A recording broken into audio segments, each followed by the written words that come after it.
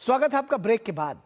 और जिस धरती ने कभी लाल आतंक का दहशत झेला, आज उसी छत्तीसगढ़ की धरती विकास और विश्वास की नई कहानी लिख रही है। बंदूक के साए से निकलकर अब बदलाव की रफ्तार तेज हो रही है। केंद्रीय गृह मंत्री अमित शाह ने साफ शब्दों में कहा है कि दशकों पुराना माओवादी हिंसा का अध्याय अब अपने आखिरी दौर में है।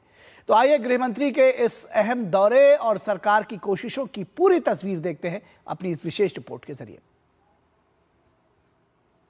कभी लाल आतंक से जूझ रहा छत्तीसगढ़ भाजपा के नेतृत्व वाली डबल इंजन सरकार में अब बंदूक नहीं, विकास की राह पर आगे बढ़ रहा है।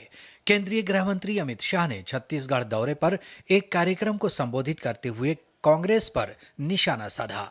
गृह मंत्री ने कांग्रेस और वामपंथी विचारधारा वाली सरकारों पर गंभीर आरोप लगाते हुए कहा कि पिछली सरकारों के राज में छत्तीसगढ़ में माओवाद को प्रश्रय दिया गया, लेकिन भाजपा राज में अब नक्सलवाद खत्म होने के कगार पर है।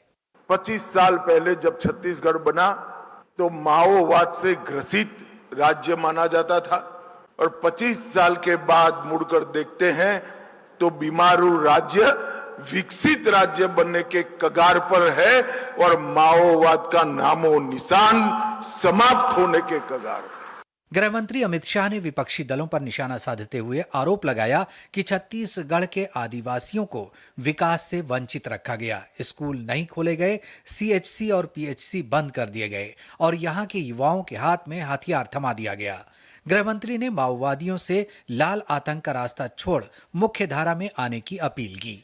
मैं आज भी इस कार्यक्रम से स्पष्टता करना चाहता हूं कि भारत सरकार और छत्तीसगढ़ सरकार किसी पर गोली चलाना नहीं चाहती।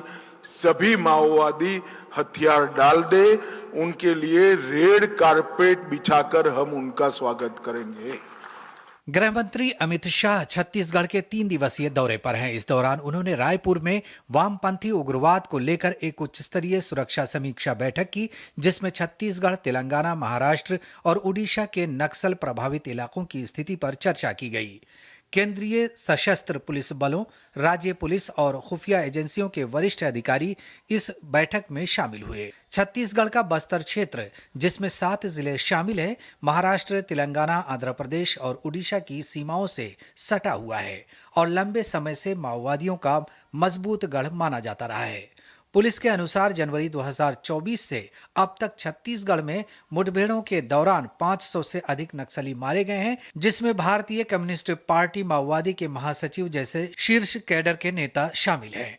इस दौरान राज्य में करीब 1900 नक्सलियों को गिरफ्तार किया गया, जबकि 2500 से अधिक ने आत्मसमर्पण किया। गृह मंत्री का यह दौरा काफी महत्वपूर्ण माना जा रहा है, क्योंकि केंद्र सरकार ने नक्सलवाद को खत्म करने के लिए 31 मार्च 2026 की समय सीमा तय की है।